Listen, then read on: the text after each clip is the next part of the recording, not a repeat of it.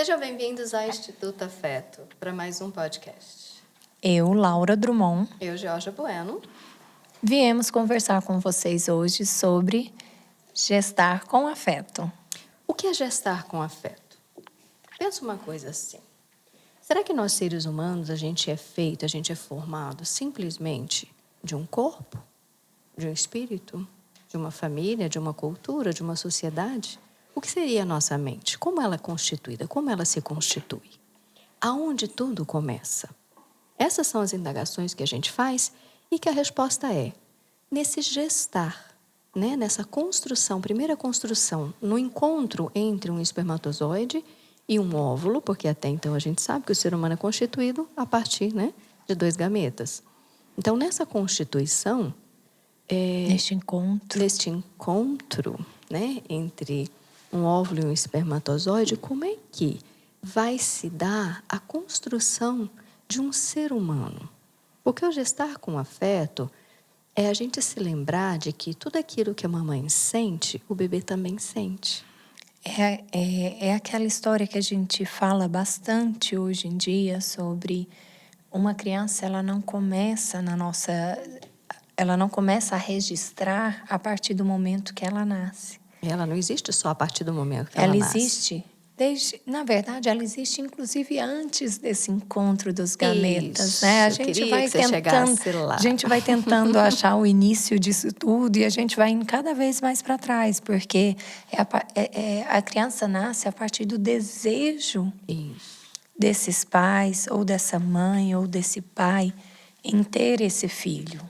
Então, olha só, quando a gente fala, então, de um gestar afetivo, ele começa antes, no desejo de um pai e de uma mãe, de um pai e uma mãe, a gente lembrando, por favor, que nós estamos falando, né? De figura materna e figura paterna. Qualquer pessoa pode ocupar esses lugares. Sim, porque hoje a gente sabe que mesmo esse encontro entre esse espermatozoide e esse óvulo, esse encontro, depois ele pode ser cuidado, né? Mesmo durante uma gestação, por gêneros, né?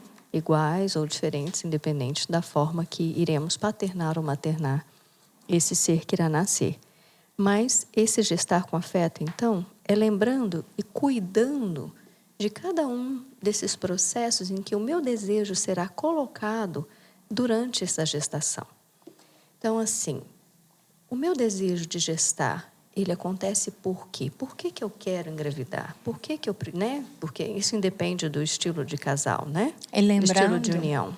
E lembrando que, mesmo quando não há um desejo consciente de gestar, há um desejo inconsciente.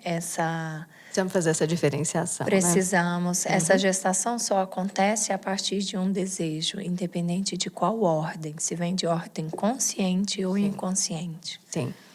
Porque aí a gente entra naquelas coisas assim, né, Laura, de que, poxa, uma pessoa que passa por uma violência e engravida. Ela não queria engravidar da violência ou do indivíduo, muitas vezes, né, que comete a violência. Mas ela querer estar grávida ou, né, querer gestar, ter alguém para si, que é esse filho, já era um desejo, já que existia inconscientemente nessa mulher. Eu gosto de ir assim. Desejo é diferente de planejar. Sim. Né? Uhum. Então, quando a gente planeja uma gravidez é uma coisa, quando a gente deseja uma gravidez é outra. Muitas vezes a gente tem muitas mulheres, né, que a gente atende, né, Laura, casais até no consultório, de que têm dificuldades para engravidar, por exemplo. E outras que engravidam sem um planejamento prévio. Sim.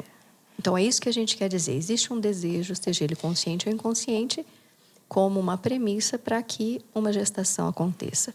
Acontece essa gestação com aquele desejo de preencher espaços em minha vida, me salvar ou salvar-me de mim mesmo, salvar-me de uma história traumática, problemática, com os meus próprios pais ou com o meu próprio contexto. Mudar, de alguma forma, a minha própria história através do outro. Isso, através dessa mudança, né? Trazendo uma outra pessoa que me motive a estar viva, que me motive a estar ali, mas também existe uma forma outra de gestar, né? De desejar esse ter um filho, essa gestação, que seria: estou pronta para me doar.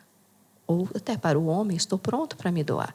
Já estou num ponto da minha vida de que agora já recebi uma quantidade que... Suficiente, adoramos essa palavra, para poder oferecer, então, para alguém, para aprender, estar aberto e disponível também para aprender com o outro, por meio da experiência de oferecer-me para uma outra pessoa, traduzir a vida para ela. Eu vou aprendendo também a traduzir a minha própria vida, a compreender as minhas próprias emoções.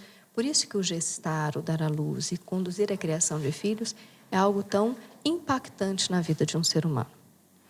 Concorda, Laura? Concordo. Eu costumo dizer que o maternar e aí engloba o gestar, né? É disponibilidade. Disponibilizar-se. É a nossa palavra de ordem, né? Que aí me veio aqui que essa palavra disponibilizar, você geralmente sempre traz associada ao amar, não é isso? Isso. O que é amar? É disponibilizar-se para o outro. Então, quando a gente está pronto para se disponibilizar, para aceitar o outro assim como ele é, porque isso também fala do amar, né? Então, para eu gestar novas ideias, uma nova forma de existência, uma nova forma de ser e estar no mundo, um novo papel familiar, um novo papel na vida das pessoas, né, do contexto social, né, da vida. Um novo papel na própria vida, nas relações mais próximas, né? Uhum. Então, quando eu estou disponível para isso, então esse gestar acontece de uma forma, a gente diria, mais plena. Sim. Mais tranquila. Mais né? tranquila. Não podemos dizer sem desafios, porque os desafios estão aí o tempo inteiro. Né? Jorge, você sabe que uma coisa que eu acho super importante a gente conversar, inclusive como a gente chegou nessa questão da plenitude, eu acho muito importante a gente trazer assim. Eu costumo dizer que muitas vezes a gente encontra na sociedade uma visão romantizada da gestação. Isso. Bem lembrado. Né? E isso traz algumas cobranças, porque é como se o gestar fosse algo somente pleno, de plenitude, alguma coisa boa. E a gente sabe que essa não é a grande realidade. Porém, toda essa forma como dizem que é o gestar, eu diria assim, que é socialmente colocado, né? Traz, às vezes, uma grande carga e um peso muito grande para a mulher, para o pai, de quando há algum sentimento contraditório, de quando algo corre fora dos trilhos, né, do esperado, daqueles planejamentos e expectativas que a gente tem. Sim. Né? E o que fazer com isso? Pois é, para isso que existe o pré-natal psicológico, né, Laura? Justamente. Não tem como a gente não chegar nele, né, Jorge? Não tem. Isso pode ser feito de forma individual ou, né, por meio dos grupos de grávidas, que a gente acompanha há quantos anos aí. Vamos lá, o que é o pré-natal psicológico, Jorge? Pré-natal psicológico é justamente são todos esses cuidados os quais os papais e as mamães vão ir aprendendo a ter de se observarem e considerarem todas as experiências pessoais e individuais de cada um e quanto elas influenciam nesse processo de desejo e escolha de formarem, então, vamos dizer, um novo ser. Vou dizer uma família, um novo ser, porque aí vai depender também, né, de cada estilo aí parental, né? Mas é esse lugar em que esses papais, eu vou dizer assim, se colocam, né, para que eles possam, então, entender e aprender a fazer as traduções daquilo que eles sentem a partir daquilo que eles são, para que eles possam, então, oferecer para esse filho aquela amamentação psicoafetiva que a gente tanto fala. Então, esse lugar de uma mente, né, de um aparelho psíquico suficientemente bom para que o filho possa se constituir um ser humano. Então, o pré-natal psicológico, ele não só se auxilia durante a gravidez diminuindo os sintomas específicos da gravidez durante os trimestres, que ainda nós vamos fazer um podcast sobre isso. Específico, relacionando os sintomas físicos com as questões psíquicas e emocionais. Ai, lindo, maravilhoso, a gente chega lá. Mas, nesse momento, a gente está dizendo, então, cuidando, né, diminuindo, então, esses sintomas, promovendo uma possibilidade de um parto mais tranquilo, né, mais próximo daquilo que a gente chama de humanizado, porque lembra que humanizar não é simplesmente regras a seguir, mas aquilo que a grávida, aquilo que a mulher e o homem entendem, né, aquela família entende enquanto humanizado. Então, a gente justamente faz esse pré-natal para compreender o que para aquela família, para aquele casal, o que é importante para eles, para que eles possam ter. Porque a experiência é uma experiência, gente, de parto, a gente também vai fazer programa sobre isso, óbvio. É uma experiência única, né? Uma passagem, um salto no escuro. E isso precisa ser vivido de uma forma que a gente se sinta seguro para dar esse salto. Pré-natal psicológico, ele é um trabalho de prevenção, né? Ele não é indicado somente para aquelas mulheres ou para aquelas famílias que apresentam alguma dificuldade em lidar com a gestação, em lidar com esse momento que está vivendo. Ele é algo preventivo. Afinal de contas, enquanto gestamos, temos a oportunidade de reviver, reconstruir e elaborar, dar um novo sentido à própria história de vida. Isso mesmo. Então, nada melhor do que você ter esse suporte e um profissional capacitado, especializado, para trabalhar com esse momento na sua vida. Então, é um trabalho preventivo que a gente faz em busca de evitar qualquer problema na saúde mental dessa mulher e dessa família, principalmente no pós-parto, tá? Inclusive, intercorrências em relação ao parto, a amamentação, né? Vinculação com o bebê, né? Esse retorno aos papéis importantes que a gente precisa retornar de esposa, não só de mãe, mas de esposa, filha, mulher, então, né? Mulher que trabalha e assim por diante. É um mecanismo preventivo. Sim. Né? É de cuidado, realmente, é de afeto, viu, gente? Por isso, não é à toa que a gente escolheu esse nome, tá? A gente vai falar isso tantas vezes, vocês vão ficar acostumados com isso já, viu? É um trabalho afetivo. Então, a gente vai aprender a ler as nossas emoções, a dar novos sentidos, que seria, né? Ler com os nossos sentimentos, ter pensamentos menos problemáticos, mais funcionais, mais adaptados ou adaptáveis, para que a gente possa, então, lidar melhor com a nossa realidade, com tantas mudanças, né, que o gestar traz. Me veio aqui algumas lembranças de alguns pontos super importantes para a gente trabalhar. Né? Quantas vezes, Georgia, chega no consultório, ou às vezes no próprio grupo de gestantes que nós temos no Instituto Afeto, mulheres dizendo que têm algum sentimento que elas não entendem, porque não condiz com a realidade, né? Sim. Nossa, eu tô me sentindo...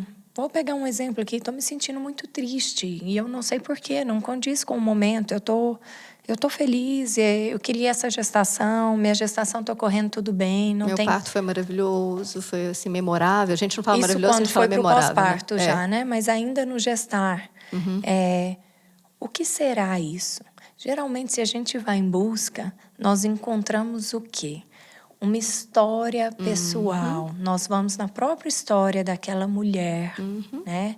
Enquanto filha, enquanto gestar. Enquanto um bebê que ela foi um dia. Enquanto um bebê, enquanto um pós-parto, né? Sim. E ela não tem nomes para isso. Ela tem sentimentos. Ela só tem sensações ainda, né? Que não foram colocadas, transformadas ainda, em sentimentos, né? Assim, tristeza, tá, deu um nome, mas é isso mesmo? Será? Esse sentimento foi colocado pela vivência dela de hoje, mas que ela não entende o porquê que vem. Quando a gente volta e a gente faz esse trabalho, a gente dá uma volta na história da mulher, a gente entende que aquilo não tem a ver com aquele momento de hoje.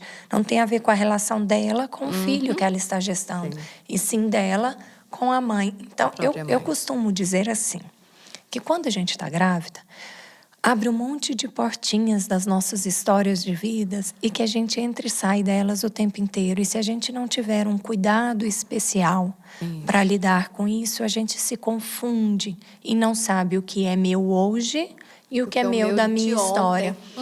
E isso Perfeito. nos abre possibilidade de elaborar questões muitas vezes não organizadas, não elaboradas, sobre a nossa própria história. Olha que maravilha! Gestar, então, não é simplesmente gestar uma nova vida, no sentido um novo ser. O outro mas ser. é, muitas vezes, gestar a nós mesmas, na nossa própria história, dando um novo sentido, um novo significado para o nosso passado, para os nossos vínculos, para as nossas relações com nós mesmos. Você já percebeu o quanto de vovós que chegam? Quando a gente faz o pré-natal psicológico, a gente traz em algum momento toda a família, né? Sim. É óbvio que de acordo com cada construção. Com cada construção familiar que chega. E muitas vezes a gente percebe o quanto aquela avó também tem a oportunidade de trabalhar todas essas relações nela também. Gente, é maravilhoso. É lindo, lindo, lindo, lindo. Por isso que a gente traz muito essa questão que é necessário um olhar específico e especializado para entender tudo isso, porque nem tudo é a respeito daquilo que está sendo vivido no momento. Vamos lembrar que nós estamos falando de psicanálise inconsciente, histórias que estão impressas, né, na gente, e que a gente não sabe ainda falar sobre elas. Exatamente. Porque elas não se tornaram conscientes. Então, gente, não só individualmente, mas os grupos, eles têm essa função de trabalhar por meio, né, de vivências, por meio de visualizações, por meio de tantas outras formas, né, que a psicologia nos dá enquanto ferramenta e a psicanálise enquanto olhar, essas problemáticas, eu vou chamar, essas dificuldades, ou essa história, simplesmente esse passado que não ficou bem escrito ou bem alinhavado. Então, é uma oportunidade para nos gestarmos, parirmos e nos constituirmos enquanto esse novo ser humano que é ser mãe. Muito bonito isso. Me deu uma vontade de compartilhar uma história aqui para a gente poder entender, né? A minha própria história em relação, por exemplo, ao parto. Ok. Quando eu engravidei da minha filha mais velha,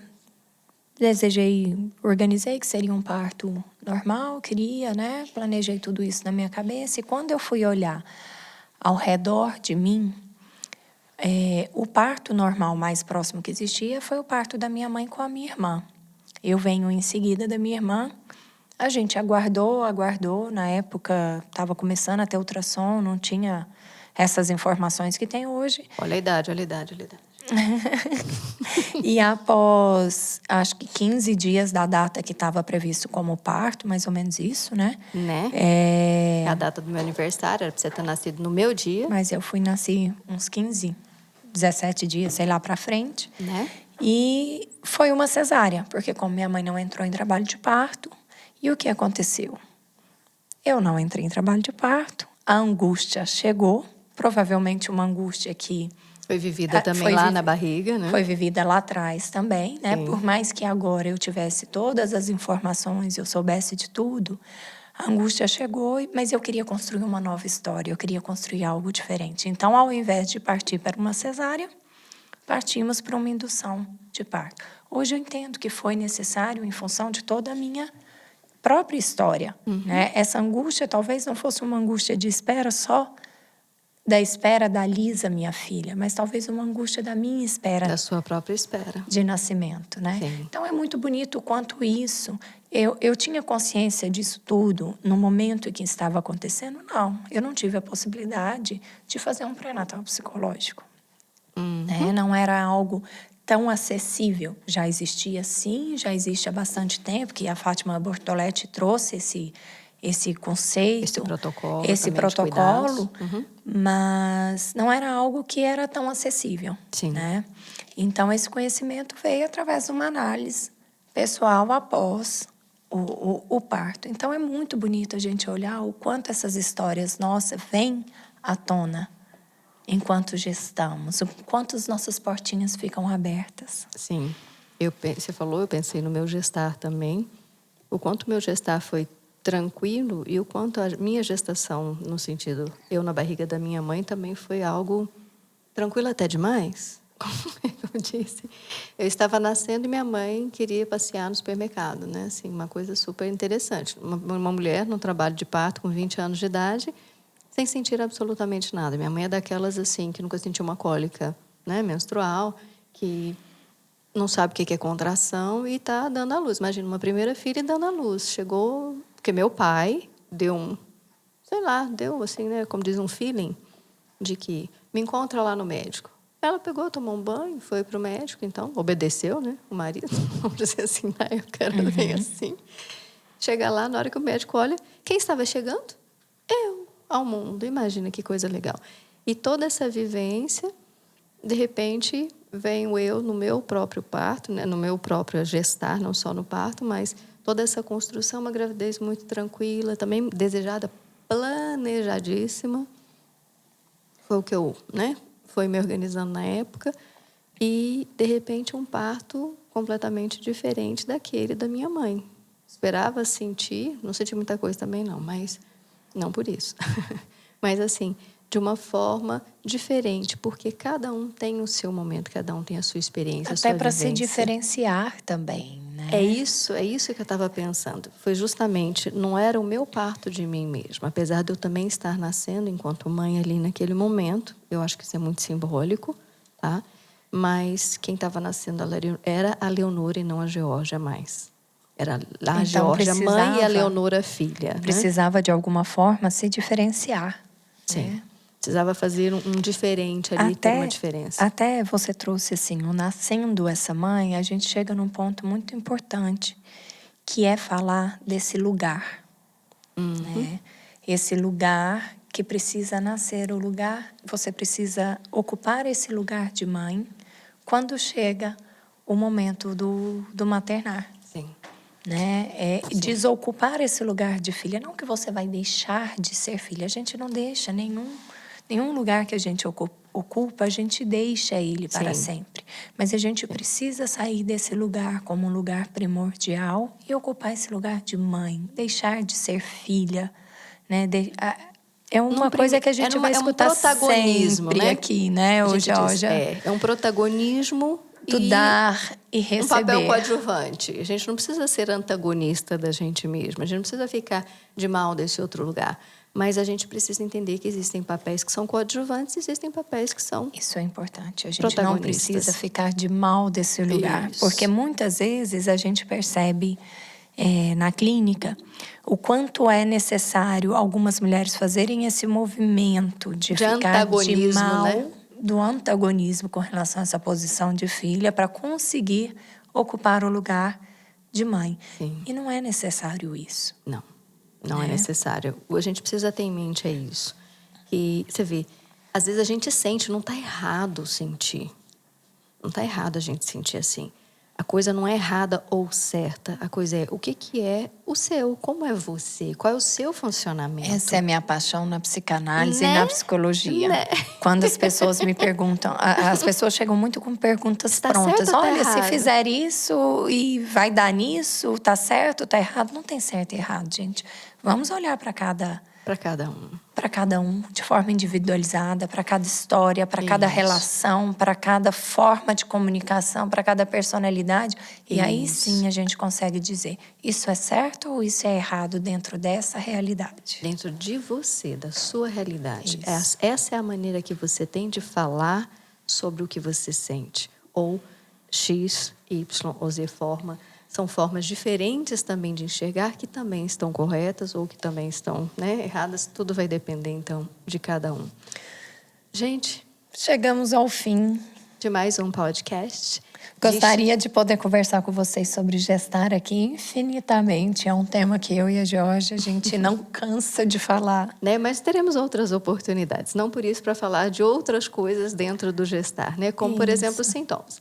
Lembra de colocar aí os comentários de vocês, de falar o que mais que vocês gostariam de saber sobre esse tema gestar, tá? Para que a gente possa, então, desenvolver esses temas numa outra oportunidade.